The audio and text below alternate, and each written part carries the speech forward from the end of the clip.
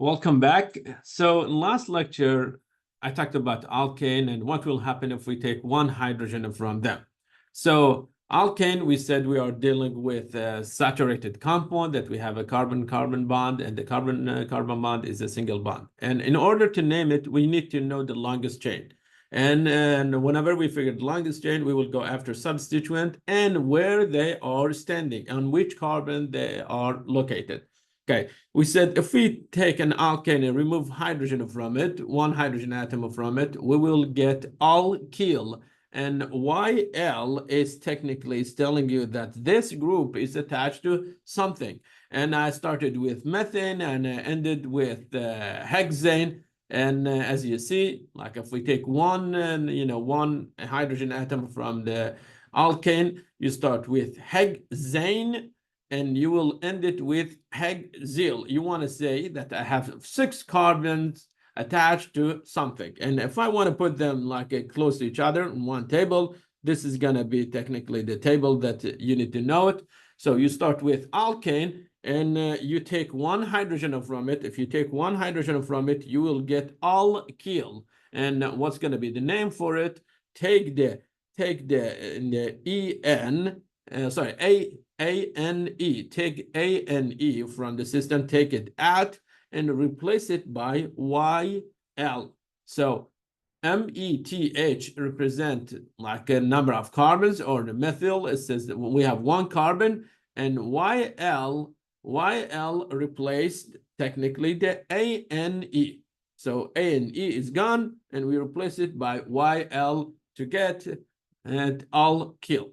Okay. And some of them I put a star, and I said keep this one in your mind that we might have more than one structure, and we will go after them very soon. Okay, so first thing we said, let's go after the longest chain because that's going to be the parent. Next, we need to know the substituent, and all the substituent will be attached to the parent. So, and you know, whenever you figure the substituent to the end of name of the substituent, you will add YL to say they are attached to the parents. So for example, in this case, I have a parent, okay, my parent is made of 3 carbons, 4 or 5 carbons, and the compound is cyclic. How do I name it? So simply, I'm going to say how many carbons I'm dealing with. The first one, I have 3 carbons. For next one, I have 4, and this one, 5 carbons. So the first one says I have 3 carbons. Because I have 3 carbons, I should say propane. Okay, propane. And I'm using different colors on purpose. Okay, pro means 3 carbons, AN means saturated, E means hydrocarbon. Okay, now this one is different than CH3, CH2, CH3. This is a propane. Okay, that's the correct name or the correct structure for propane. This is the top one is cyclic. So the way I'm going to fix the name, I will add cyclo in the front of the name, and that's going to fix everything for me. So anytime you have a ring, just simply use cyclo. Next one, I have 4 carbons, so I'm going to say this is technically butane.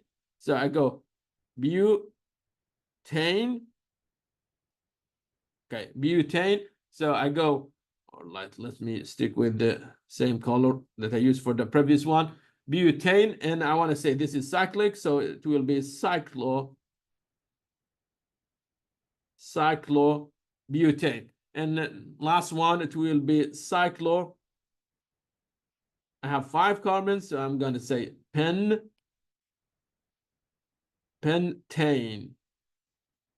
Okay, because I have 5 carbons there. Okay, so if your chain, or like if the parent happen to be open chain, it's not cyclic, just simply call number of carbon atoms and name it. And if it's cyclic, you will use cyclo in the front of the name, and that's gonna fix the problem. Okay, next. Okay, so after figuring what's going to be the chain, okay, now that you figure whether you are dealing with cyclic or not, okay, you will go after longest chain. Okay, figure the longest chain. What's the longest chain? This is the longest chain. Okay, that's going to be my longest chain. Okay, let me use different color for it. That's my longest chain. Okay, the longest chain has, let's see.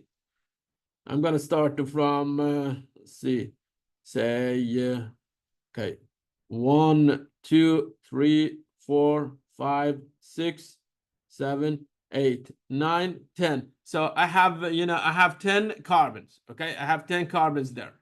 Okay, and this is going to be my longest chain. And now I have 3 substituent attached to it. Okay, let's go after those substituent. Okay, and substituent.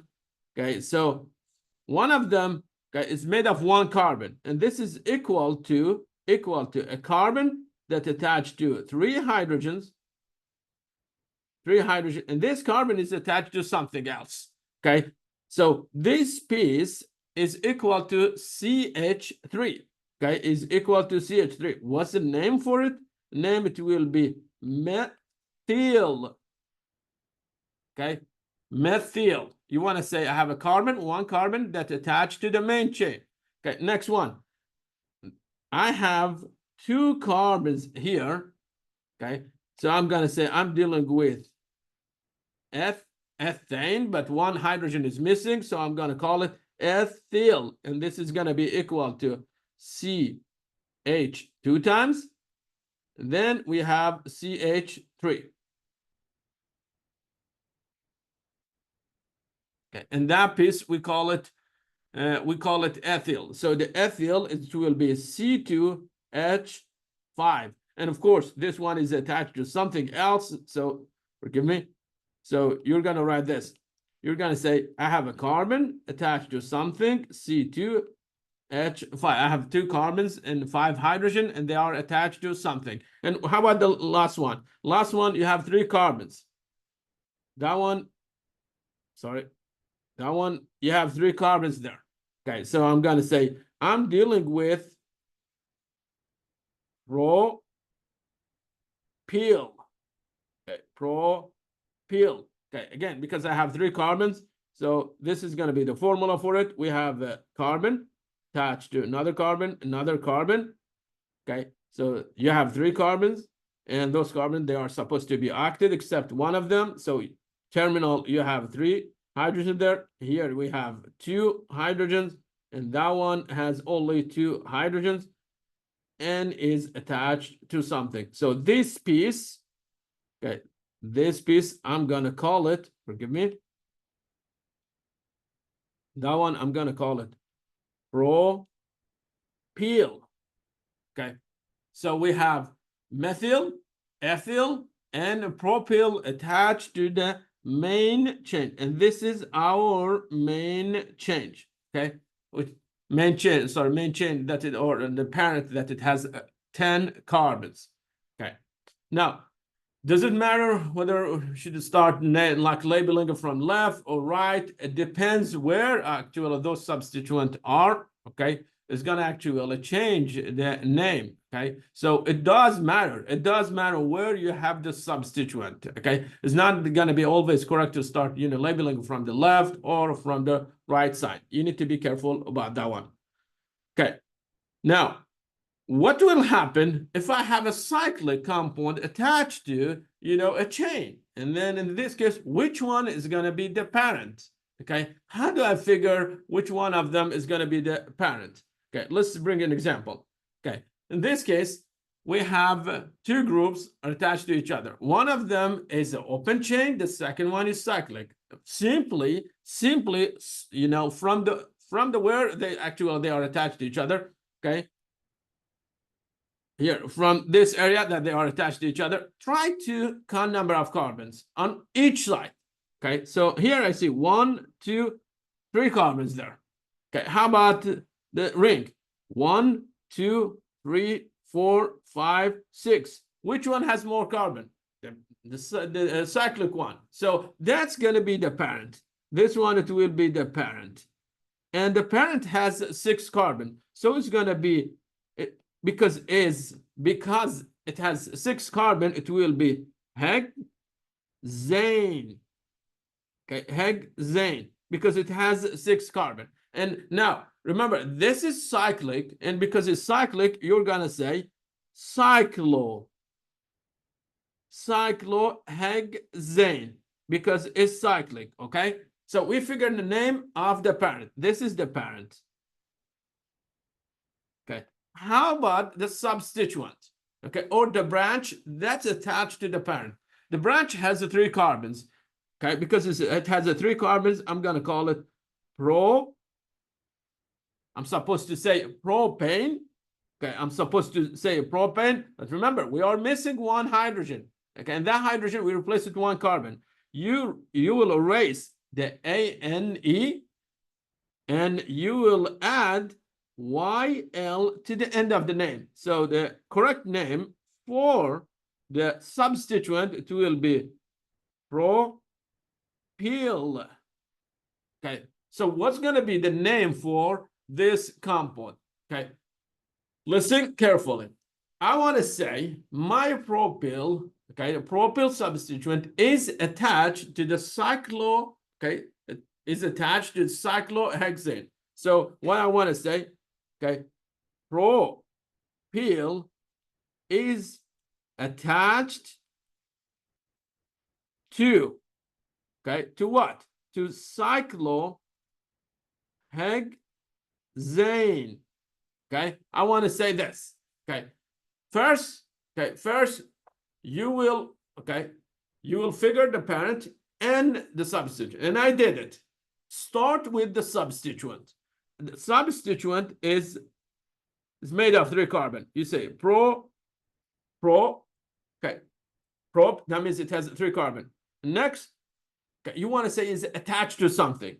You want to say is attached to something. And the way you say is attached to something, you will add YL to it. Propyl is attached to what?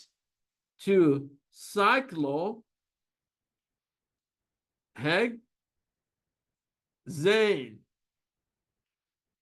Okay, and again, on purpose, I'm using different colors because I want to show you what's the meaning of each part. Okay, this one represents 3 carbons. YL means attached to where? To a ring that has 6 carbon, and that ring, it has single carbon bond. And what's the meaning of E? That's a hydrocarbon. Okay, that's a hydrocarbon. And this is the way we name it. Okay, another one. Okay, this is the place that they are attached to each other. So, okay, I went after these 2 carbon, I cut it from there, and now I'm gonna count number of carbons on both sides. Okay, so I see 1, 2, 3, 4. And this one is 1, 2, 3. Okay, which one has more carbon? Clearly, the right side has more carbon. How many of them? 4 of them. So this is gonna be the parent. Okay, the parent has 4 carbon. So you're gonna say butane. Okay, butane. This is gonna be the parent. How about the substituent? Substituent is made of 3 carbons and is cyclic. So cyclo, it will be technically the adjective. I want to say it's a ring, so I say cyclo. And I want to say I have 3 carbons. Cyclo, pro. Okay, so I have a ring made of 3 carbons. Next, I want to say that attached to butyl.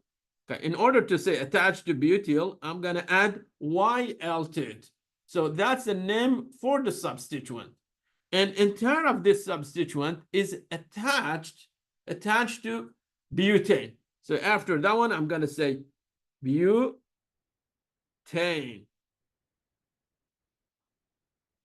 So it will be cyclopropyl is attached to butane. And that's going to be the correct name for it. Okay, again, last time, okay, I showed you this table and I said some of those, okay, they have, like a star, okay, and I put a star on them. And the purpose for it, or the purpose behind those stars is like you might have more than one structure and you need to know those structure because some of them, they have a common names and you have to get used to actually those common names. Okay, and so for example, if you have 4 carbons, those 4 carbons, they can be attached like that, completely linear, or you can say I have 3 carbons attached to each other, and now I can draw it that way. Okay, these two, they have the same formulas. They have C4H, it will be 10. This one also, it has C4H10. Okay, what's the difference between them? The difference between them is the connectivity. Okay, what do I mean by connectivity? The way I arranged, those carbon atoms around each other. Okay, and I used to have only one carbon, one carbon attached to, attached to the terminal carbons. Okay, and here I had 2 carbons there, and each carbon attached to 2 neighbors. Well, now I got new carbon. That new carbon is attached to 3 carbons. 3 carbons, and I got 3 terminals carbon. So I arrange the connectivity. We say if you are dealing with the same formula, the only difference between them, the way you arrange them around each other, say you're dealing with isomers. Okay. If you can have isomer for alkane, okay, if you can have isomer for alkanes, then you can have some isomer for alkyl. Okay, because how do I get alkane? I subtract H from it, and that's gonna give me alkyl. So if you have isomer for alkane, you will have isomer for alkyl, and you need to know the name for each one. Okay, thank you very much.